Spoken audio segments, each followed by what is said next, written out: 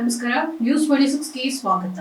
ಪೂರ್ವದಲ್ಲಿ ಸೂರ್ಯ ಹುಟ್ಟುವುದು ಎಷ್ಟು ಸತ್ಯವೋ ಪ್ರೊಫೆಸರ್ ರಾಜು ಅಲಗೂರ ಅವರು ಗೆಲುವು ಅಷ್ಟೇ ಸತ್ಯ. ಪ್ರೊಫೆಸರ್ ರಾಜು ಅಲಗೂರ 2 ಲಕ್ಷ ಮತ ಅಂತರದಿಂದ ಗೆಲುವು. ವಿಜಯಪುರ ಲೋಕಸಭಾ ಮೀಸಲು ಕ್ಷೇತ್ರದ ಕಾಂಗ್ರೆಸ್ ಅಭ್ಯರ್ಥಿ ಶ್ರೀ ಪ್ರೊಫೆಸರ್ ರಾಜು ಅಲಗೂರ ಅವರು ಇಂದು ಚುನಾವಣೆ ಪ್ರಚಾರದ ನಿಮಿತ್ತ ದೇವರ ಹಿಪ್ಪರಗಿ ಮತಕ್ಷೇತ್ರದ ಹುನಶ್ಯಾಳ ಗ್ರಾಮದ ಮದೀನಾ ಹಾಲ್ನಲ್ಲಿ ಹಮ್ಮಿಕೊಂಡಿದ್ರು. ಲೋಕಸಭಾ ಚುನಾವಣೆ ಪ್ರಚಾರದ ಪ್ರಯುಕ್ತ ಮಾಜಿ ಶಾಸಕ ಶ್ರೀ ಶರಣಬಸಪ್ಪ ಸುಣಗಾರ ಅವರು ಮಾತನಾಡಿ, ಪೂರ್ವದಲ್ಲಿ ಸೂರ್ಯ ಹುಟ್ಟುವುದು ಎಷ್ಟು ಸತ್ಯವೋ ಪ್ರೊಫೆಸರ್ ರಾಜು ಅಲಗೂರ ಅವರ ಗೆಲುವು ಸಾಧಿಸುವುದು ಅಷ್ಟೇ ಸತ್ಯ ಅಂತ ತಿಳಿಸಿದ್ರು. ನಮ್ಮ ಜಿಗಿಜಿನಿ ಸಾಹೇಬರು ಮನೆಯಾಗಿದ್ರೆ ಚಂದ, ರಾಜು ಅಲಗೂರ ಸಾಹೇಬರು ಸಂಸತ್ನಲ್ಲಿದ್ರೆ ಚಂದ ಅನ್ನೋ ಮಾತನ್ನ ಇವತ್ತಿಗೆ ಹೇಳಬೇಕಾಗ್ತದೆ.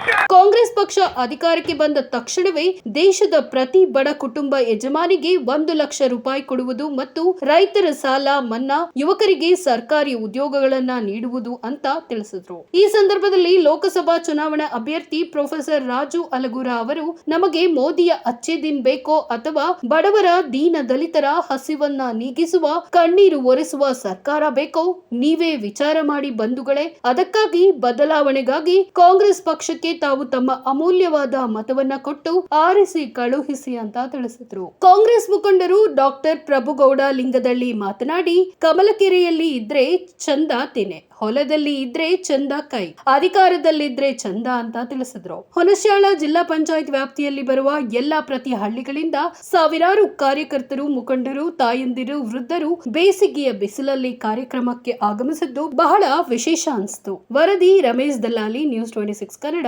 ವಿಜಯಪುರ.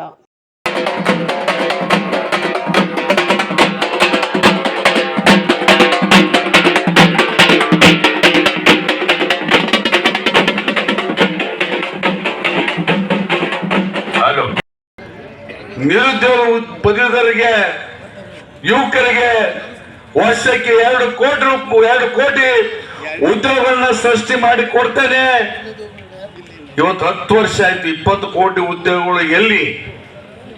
ಅದನ್ನ ನಾವು ಕೇಳಬೇಕಾಗ್ತಾ ಇದೆ.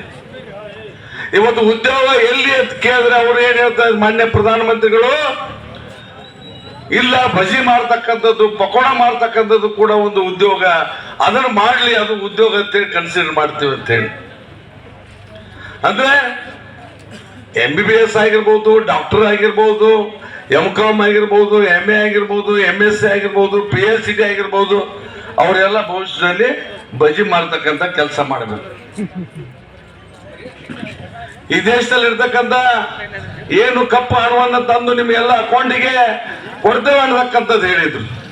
ಈ ದೇಶದಲ್ಲಿ ಇರ್ತಕ್ಕಂಥ ಏನು ರೈತರಿಗೆ ಆದಾಯ ದ್ವಿಗುಣ ಮಾಡ್ತೇವೆ, ಬೆಂಬಲ ಬೆಲೆ ಕೊಡ್ತೇವೆ ಅಂತಕ್ಕಂಥದ್ದು ವಾಗ್ದಾನವನ್ನು ಮಾಡಿದ್ರು.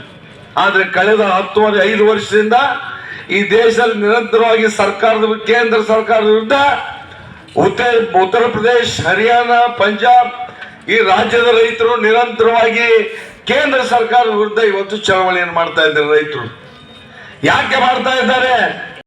18 ರೂಪಾಯಿ ಆಯ್ತು DAP rate, magnesium sulphate rate 2000 ರೂಪಾಯಿ ಆಯ್ತು,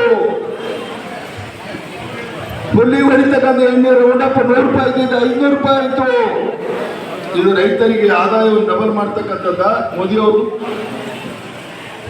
ಭಾರತ ದೇಶದಲ್ಲಿ ಪ್ರಜಾಪ್ರಭುತ್ವ ವ್ಯವಸ್ಥೆಯಲ್ಲಿ 5 ವರ್ಷಕ್ಕೊಮ್ಮೆ ಬರ್ತಕ್ಕಂಥ ಚುನಾವಣೆ, ಆ ಚುನಾವಣೆಯಲ್ಲಿ ನೀವು ಆಯ್ಕೆ ಮಾಡ್ತಕ್ಕಂಥ ಕ್ಯಾಂಡಿಡೇಟ್ ಬಗ್ಗೆ ನೋಡ್ರಿ. ನೀವು ಇವತ್ತು ಪ್ರೊಫೆಸರ್ ರಾಜು ಅಲಗೂರ 2 ಸಲ ಶಾಸಕರಾಗ್ಯಾರ, ಜಿಲ್ಲಾ ಅಧ್ಯಕ್ಷರಾಗ್ಯಾರ, ಹೆಂಗದಾನ ಇನ್ನೂ ಸಹಿತ ಮದುಮಗ ಇದ್ದಂಗದಾನ.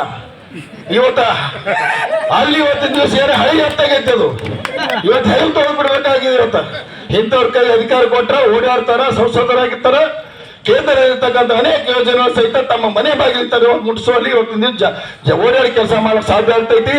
ಅದಕ್ಕೆ ಸಿದ್ದರಾಮಯ್ಯನವರು ಸಹಿತ ಪುನಃ ನಮ್ಮ ರಾಜ್ಯದಲ್ಲಿ ಮಾಡ್ತಕ್ಕಂಥ ಯೋಜನೆ ಶಕ್ತಿ ತುಂಬಬೇಕಾಗ್ತೈತಿ. MP ಮಾಡ್ತಕ್ಕಂಥ ಕೆಲಸಗಳ ಶಕ್ತಿ ತುಂಬಬೇಕಾಗ್ತೈತಿ.